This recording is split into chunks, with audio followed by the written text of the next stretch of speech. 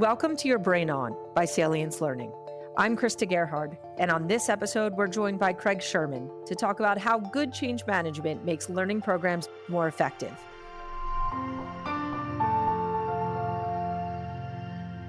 Craig, thanks for being here. Hey, Krista, excited to be here. Thank you for having me. Absolutely. Craig is an associate director here at Salience Learning and obviously a very experienced learning and development professional. Craig, why don't you tell the audience a little bit more about yourself? I'll skip the birth and just go right maybe from education onwards. I have a master's degree in social organizational psychology from Columbia University and roughly 10 years in the consultant space as a behavioral change expert. And behavior change is really at the intersection of learning science and change management. So I have a lot of thoughts, theories, and experience in what we're going to talk about today. Please do tell the audience what your favorite NBA team is. Oh my goodness. Appreciate that we're taking the time to do this. We would love to give a shout out to the local Orlando Magic. For the 4 other Magic fans out there, hope that you're happy that we've referenced the team. Amazing. So Craig not only is a change management specialist, but he's also an avid NBA fan, which allows him to bring a certain perspective to Salience Learning here.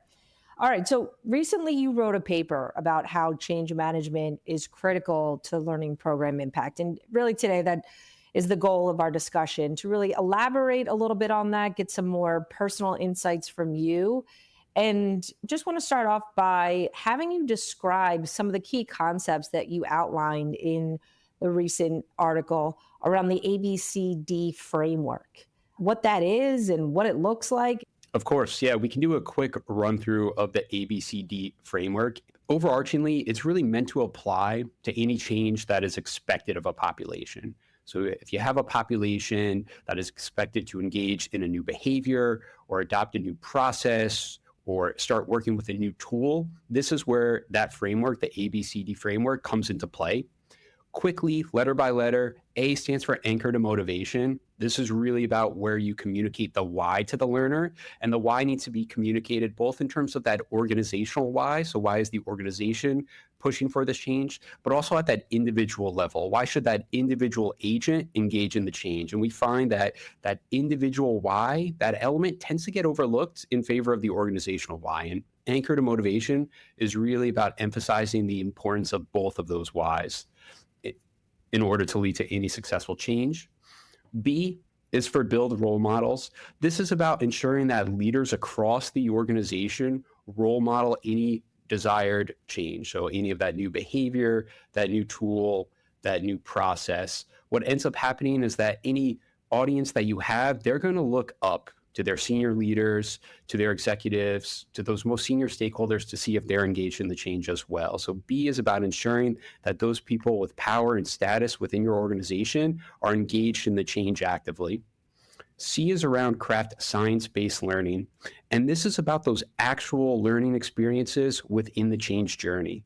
These should use elements like space learning, active recall, social learning, and other adult science principles to ensure that any learning experience is communicating the change effectively and allowing it to have long-lasting impact, which is where the last letter of the ABCD framework comes in. D, design for continuous reinforcement. This is really sustainment. This is about the tools, resources, and if possible, organizational systems that you can put into place that will encourage and sustain the newly designed behavior, process, or tool. Amazing. I so appreciate that overview. And honestly, it's really easy to break down the challenges that we see every day with learning experiences. And I guess the overarching inability for large organizations to really drive that reinforcement and sustainability without this type of framework. Absolutely. There's a reason why we created the framework, right? There are challenges within our organizations or our clients' organizations that we see each and every day. What have you seen with the clients that you've worked on recently that have prevented the ability for us to really implement this type of framework in some of our solutions for them? Yeah, that's a great question. And there's a number of items that come into mind that show up as barriers. I think one starts with mindset in terms of a lot of the times learning and change are seen as two different areas, if you will. Mhm. And really what this framework is about recognizing the intersection between the two and understanding that any learning experience within an organization is mostly about trying to get a new change adopted. And it's about implementing those best practice change management principles alongside those best practice learning principles. Other barriers that come into play, and they're a bit smaller, but traditional things such as timing, resources, and just kind of the overall number of people that can be involved in the development of a learning and the Mhm. development of the change plan, Mhm. having those kind of barriers in place tends to prevent these aspects from getting kind of the strategic thinking that they need to be implemented successfully. Yeah. I think about so many times where our clients are really just forced to execute at a very Yes. fast rate. A request has been made to a learning and development professional within a life science organization. There's an upcoming POA meeting. There's a home office skill building working session. It's a quick ask that has to be turned around even faster. And the individuals responsible for building the learning only have enough time to build the learning and not really these additional change components that you find here within the ABCD framework. They might craft the science-based learning, but they might not have had the time to drive the ability to get role models involved or Yep. to find both individual and organizational motivation. And of course, continuous reinforcement, while we all love it in learning and development, it's very hard to create that continuous reinforcement because the new ask has come up. And we've already tapped that. We've already designed that solution. We need to go to the next one. How can this model or framework help us overcome some of those specific challenges? Yeah, absolutely. I mean, I think you bring up a lot of great points, in terms of the quick asks that come up, the need to create that learning, in a month's time, in 3 weeks' time, what have you, the pinballing back and forth, where after you create one learning experience, suddenly a new learning experience is required on a completely different topic. I think where the ABCD framework comes into play is allowing almost a checklist that you can utilize as you are being asked to create a learning or as you notice a learning need within your organization Mhm. in terms of how do I tackle this learning in an effective way that it increases the likelihood of that learning actually sticking around beyond the learning experience itself. So I would almost view it as that, very quick to use framework in terms of, okay, what is the why around this experience? Who are some of the role models I can bring in? How am I ensuring that any of the learning experiences follow the best practices of adult science and adult learning principles? And what are some of those small elements we can develop that help enable sustainment of the learning? So I view it as taking all the problems and barriers that are there and will continue to be there for L&D professionals and helping them mitigate and create really impactful learning change solutions following best practices. Awesome. Now, in one of the videos that you had recorded for us earlier this year, you made one about behavioral contagion and the social aspects of getting people bought into a learning program. And I know that oftentimes the socialization component of not only getting a design agreed and approved upon can sometimes feel like a greater task than actually developing the learning solution itself. I'm curious if you can talk a little bit about this concept of behavioral contagion and what it means for program designers. Yeah, absolutely. Behavioral contagion is one of my favorite concepts to talk about. And again, to level set here, when we're talking about, again, a learning, right? It's a learning on a specific topic. We're thinking about that as a change, right? A new behavior that we want our audience to adopt, a new process or tool. Behavioral contagion is around the idea that the tendency is for people to rapidly copy the actions of others, especially those in their social group. So I want everyone here listening, and Krista, yourself as well, just think of any social group you're in. So your friend group, your family group, and just keep them in mind and think if you have any of these similar kind of components within that group. Maybe you use the same language, the same catchphrases, the same words. Maybe you dress similarly in terms of items, bell bottoms, I hear they're coming back. So maybe that's the aspect of your group. The events you go to, the music, movies that you enjoy, the entertainment you're interested in. That's really behavioral contagion in a real life example. It's that we are heavily influenced by the social group around us.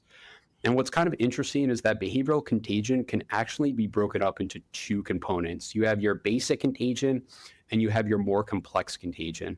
And complex contagion is where L&D kind of professionals come into play. Before we go in there, I'll talk a little bit about basic contagion.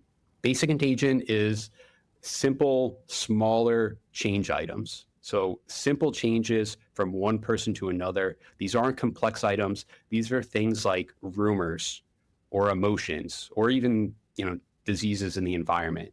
These are things that are transmitted from one person to the other just through one interaction, right? You hear a rumor, suddenly it's with you. You can pass it to the next person, it's with them. In the L&D space, what we're trying to do is have adoption of behaviors, tools, or processes. That's much more complex than trying to have someone remember a rumor or feel the same emotion as you. This is what we call complex contagion, and it's about those more intricate items that we're looking to get adopted by a particular audience.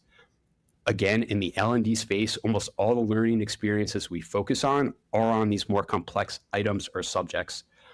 What it requires in order to have complex contagion is more than just being exposed to the change once. It's about having that repeated exposure to the concept through multiple different sources, with ideally those sources being different learning experiences, with those sources being the different people in your social group within your work environment. So your peers, your manager, your direct reports, having them all along the journey with you, being exposed to the change, seeing them adopt the change, then makes it more likely that you'll adopt the change as well. I love this concept. And as you are talking, I'm sitting here and reflecting again, how many times have we seen our clients come to us and say they need to be trained on this visual aid, they need to be trained on this resource guide. And it's exposure to knowledge or a process or something that's very stagnant, but the outcome of that quote unquote training is something that's more aligned with the complex contagion. So we need you to be trained on this one tool, but what we need you to do with that tool becomes very complex, but we're only going to train you once on it because that's all we have time. We've been allotted this 30-minute meeting or session at this one workshop, but yet we're teaching a very complex skill set that's comprised of so many. I mean, this is the end-all be-all struggle for L&D professionals. If we could crack this code, we'd all be millionaires. Knocking on wood over here.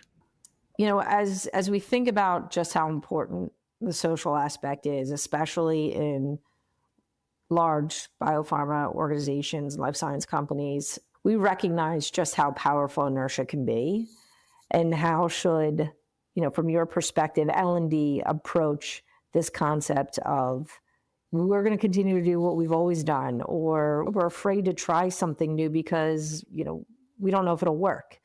These are typical pushbacks that we see time and time again. How would you maybe help an L&D professional navigate those types of barriers in their organization? Absolutely. I mean, like you're saying, with any change that you try and push towards an audience, there's always going to be resistance or inertia.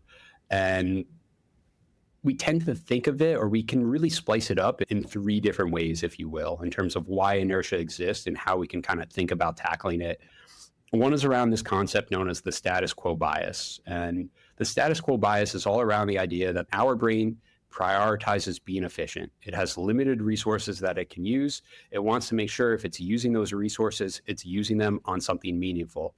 What that means is, for the most part, we're resistant to trying something new because trying something new is much more effortful than just doing what we've always done.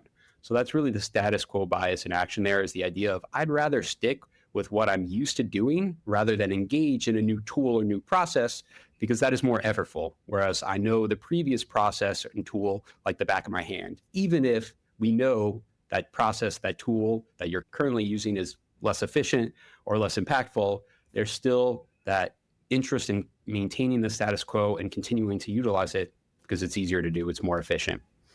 Number two, another reason why we'll see inertia with any sort of change is this concept known as reactance. And reactance is commonly seen, honestly, the best example is usually with children in terms of you tell a child in terms of not to do something, naturally they want to do the opposite of that. They want to do it. Don't touch the stove because it's hot. Then out of the corner of your eye, you see a finger moving towards the stove. You go to an art museum, it says, do not touch the paintings. What do? You see people reaching with their hands. Well, maybe not all the time, but occasionally you'll see someone trying to test the boundaries of that. Reactance, change, and learning kind of all come into play here in terms of when you tell somebody to do something new, in the back of their mind, there is probably going to be a little voice of reactance that says, I'm not going to do that because X. The third concept, and probably the most important when we think about how to overcome inertia, is something known as the innovation bell curve, if you will.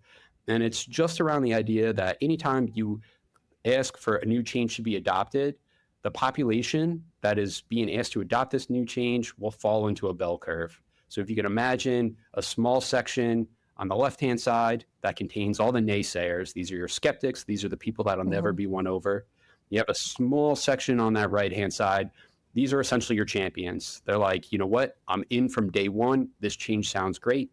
The rest of your group is in the big middle. Those are the people that are being impacted by the status quo bias. Those are people that are being impacted by reactance. What our goal is as L&D professionals is to figure out how we can move that big middle over into that champion side. And there's a bunch of different ways we can do that.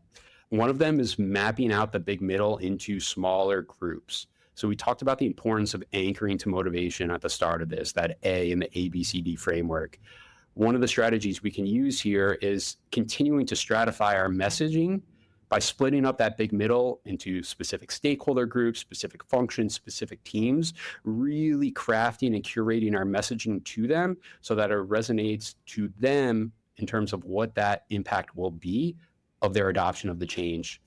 Another component that you can work on is in terms of how do you get that big middle engaged and bought in and feeling like they have some say in the change. So elements such as focus group, surveys, Q&A sessions, town halls, leveraging opportunities for them to have their voice heard as the change is being identified and shared is huge in terms of their future buy-in on adopting that new behavior, that new process, new tool. Now, of course, we know within the organizations we partner with, that's not necessarily always possible to run focus groups with everyone. I mean, these are incredibly large organizations, but even getting a small subset of that population involved, having their voices being heard, enables you to move some of that big middle into your championship side. And then the last component there is really around sponsorship.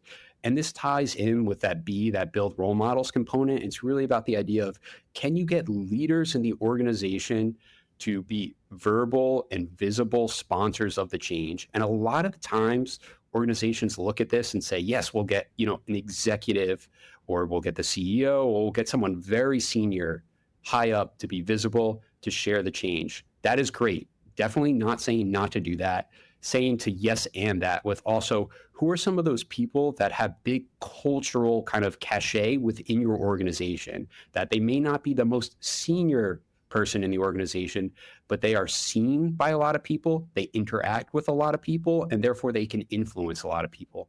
Identifying those folks and having them be part of your kind of visible change management comms plan, if you will, is another great way to shift some of that big middle into the champion side.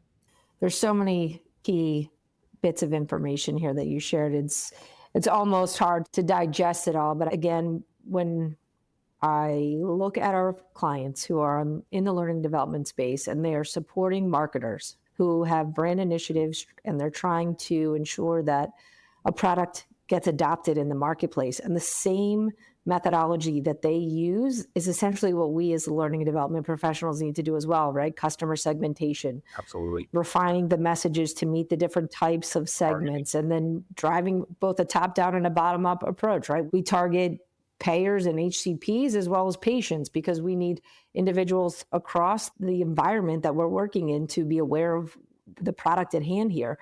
But nobody really sort of taught this as a learning and development professional. Like you come in oftentimes from a different function within the life science space. It's not as common to specifically be hired as an instructional designer into a life science organization. So you come from the field and you're used to segmenting your customers and messaging differently accordingly. But then all of a sudden you're put into a home office role and you have to figure out that that's a transferable skill. What you have to move from, I'm now calling on stakeholders across brand, sales, medical, what have you.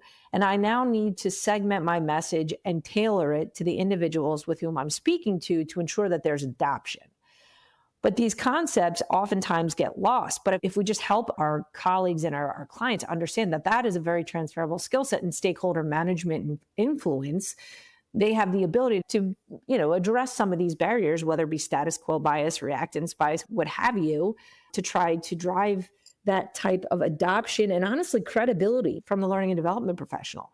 Absolutely. Absolutely. I mean, I love the points that you're bringing up there, especially in terms of skills transference, in terms of, not having that traditional instructional design or L&D background. That is the subset of clients we partner with. And that's great. There are so many transferable skills from the field and other backgrounds that can be applied to successful learning programs. And it's just having that metacognition ability to identify those skills that you already have and bring them towards how you would implement a learning program or implement a requested change. So if we think a little bit more around this concept of the big middle, it's an interesting concept because we don't have so much of that, right? You either have one or two people who are really for it. Yep. Like at the leadership level, somebody has identified a need and therefore they're an advocate for addressing that need, but it may not be sort of viewed everywhere. Yeah. I mean, the big middle is especially when we think about it in terms of like that population that is being exposed to the change. So you're asking all of your new managers to adopt a new coaching framework. There's going to be a couple, to your point, that are immediately on board. Yes, like I'm looking for a coaching framework. This exactly meets my needs. I never liked the old one anyways. I'm bought in day one. Then you have your skeptics that are probably going to be permanent skeptics. Those people are like, you know what? I'm tired of being asked to do different stuff. I have change fatigue. I don't care how good this model is. I'm not bought in and I won't buy in. The vast majority of your population, though, is going to sit in between those two subsets. And they're going to kind of go, sounds interesting. And then they'll look around and they'll go, I wonder if other people are using this. And they'll somewhat stay on the fence. And I think one of the misconceptions out there is a lot of times we see those skeptics when we try and implement a change and we focus all our time and attention on the skeptics, like focusing all your time and attention on the person that is having the most trouble, because it logically makes sense, right? You want to bring that person along. But a lot of times those skeptics are hard trenched in the ground. And a lot more value can be had by focusing on how do I get this big middle off the fence? How can I get them to the winning side, to the change adoption side quicker and efficiently? Because that population can be reached. But a lot of times they're not put under the microscope as much. They're not seen as value add as much as let's focus on those people who are, maybe the loud minority that are verbally sharing that they're not interested in the change. I love that. I think way too often we focus on the naysayers or the individuals who are below the line. And we spend all of our time on this subset of a learner population that honestly, it's not a good use of time. Either they're going to see others adopt it and they'll feel left out, or they feel like they finally see the benefit of it. But if we can just focus on developing the middle and the high performers, then it's also a component of like, do we have the right people in a lot of ways, right? So if you're constantly a naysayer to the learning experiences that you're on, number one, we need to evaluate whether or not we have good learning experiences. But number two, do we have the wrong people in role? And to your point, learning is about talent development and talent retention. And so we need to focus on this big middle and the high performers. Number one, to ensure that we continuously upskill our people for those individuals who are motivated and want to continue to be motivated and stay at the organization. And if the individuals below the line don't want to adopt or adjust, then it's time to move on. I mean, that's a hard truth. Oof, whoops. No, absolutely. Absolutely. And learning, it's a skill set, right? You can absolutely be a learner. You could grow your learning skill set. There's nothing inherently out there that stops someone from learning. So if you have that skeptic population that is bigger than you would expect, I think to your points, it's well said, like reflect on, yes, your learning experiences, are they of quality? And then B, like, maybe there is a point towards, what does our interview process look like? What does our recruiting process look like? How can we make sure that people we're bringing into the organization are motivated to learn, that have that learning skill set and are willing to utilize it? I feel like if we come back a little bit to this whole concept of the ABCD framework, right? There's the simplicity of the framework is that not only do you need strong learning science, right? You need to develop great learning. You also need to ensure that the same or as much time has been invested in ensuring that there is adoption and motivation for the learning program. It's twofold every single time. It's socialization and it's learning and development. It can't be one without the other, or else we're not going to see the change or the impact that we need. Absolutely. I mean, that learning, I think of it as like a meal. Tell me more. Yeah, exactly. There you go. But right, the learning is like your entree, and you need that to be good because it's the centerpiece of the meal. So if it's bad, like, you're going to get immediately people that leave and go like, this restaurant, not good, never coming back. But all the other aspects of the restaurant experience, if we're going with this analogy, are important as well in terms of that feedback around or that reflection on how that experience is. So your atmosphere of your restaurant, the appetizers, the service, all of those elements. And I think to me, that is the adoption, the socialization components, the motivation. Like, you can have that great learning experience, that great entree. You need to make sure those other elements are in place, right? They not only enhance the entree, but they enhance the entire experience as well. And if you're overly focused on one element, even if it's the best element out there, there's a chance your learning still isn't going to stick because all those other elements were given short shaft. And you spoke earlier, right? There's always going to be barriers, especially in terms of resources, of doing these other elements well, of getting that socialization, communication, sustainment right. But transparently, that's also why a lot of learnings aren't successful. Why a lot of learnings don't stick is because we have short timelines. We develop and focus most of those timelines on the learning experience, craft a pretty good learning experience, but the other elements around them aren't there. And then the sustainment falls off and you launch a tool for your marketers that isn't being utilized as much as you'd like. And then you come back 4 months later and you have that percentage of users isn't where it should be. And it's because those other elements weren't necessarily there. Your learners understand how to use the tool. They were taught that. The learning experiences was good, but the sustainment, the motivation, the socialization around it didn't hold up its end of the bargain. As you're talking, I think of the other concept that's always floating around life sciences, and that's ruthless prioritization. The importance of prioritizing what we do and when we do it and how we do it so that we have better quality and better outcomes. But at the end of the day, we always try to do too much. I mean, everybody is trying to do too much, and therefore we don't do anything particularly well. So if we were to focus on one or two core capabilities or skills within a year and really hone in on them, maybe you would see a dramatic uptick in your field team's ability to share the scientific story or to negotiate the next contract. Like, those are complex skills that require a lot of development, but oftentimes it just gets lost in the inability to prioritize what's most important for a learner for a longer period of time to ensure that there is that sustainment and reinforcement along the course of a year. Absolutely. I mean, I love ruthless prioritization. And it always makes me think of even like if you reflect in terms of schooling back when all of us were in school, me at, 2000 or so years ago. 2,000 years ago? You and the dinosaurs. Yeah, it was a lot of cave drawings. But the way the school system is set up in terms of concepts, right, is you would focus on algebra for the entire year to make sure that at least for that year and for hopefully the next year or two, right, you'd have that skill set. You would focus on that skill during the entire year and it would stick with you for a period of time. Now, can I do algebra now? No, I cannot. It's not part of my day-to-day though, so I'm all right.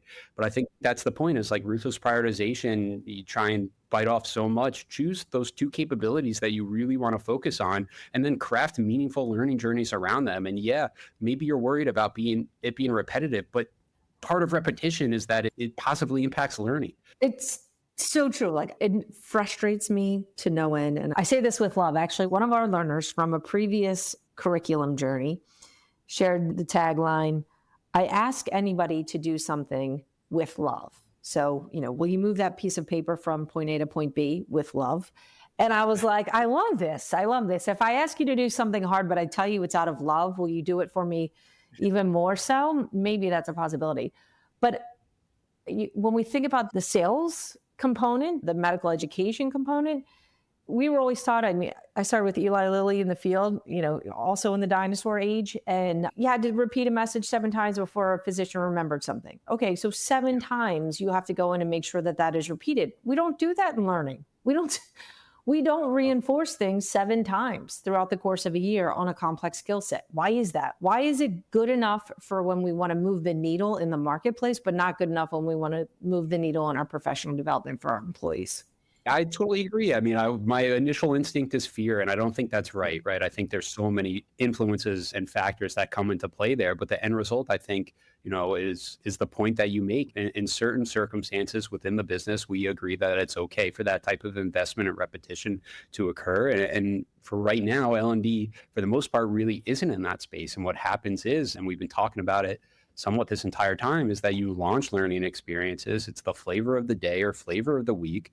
The experience could be great. You'll get your happy sheets, your L1 feedback back. It's a great experience, but that longer lasting behavior change isn't necessarily there. And it's natural. Like our brains, I won't go into it here, but there's Herman Ebbinghaus's forgetting curve. Like it's something like 90% of new information we hear is lost within 24 hours. It's how our brains are designed a little bit. So if we're not designing learning that fights the forgetting curve, that flattens the forgetting curve, what's going to happen is that we forget it.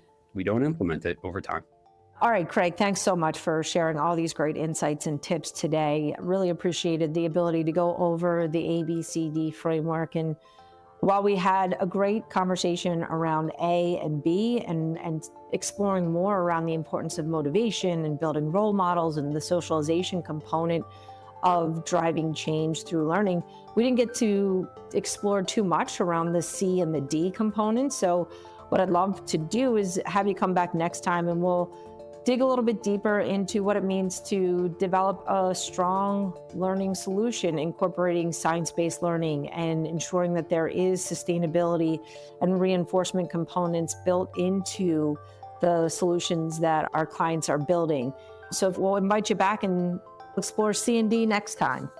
Absolutely. And we're recording this, so I have the invite on record, so no taking it back at this point. But yeah, C and D are definitely essential, and want to make sure we talk about what great looks like in those spaces. And thank you again, Krista, for the conversation and for having me today.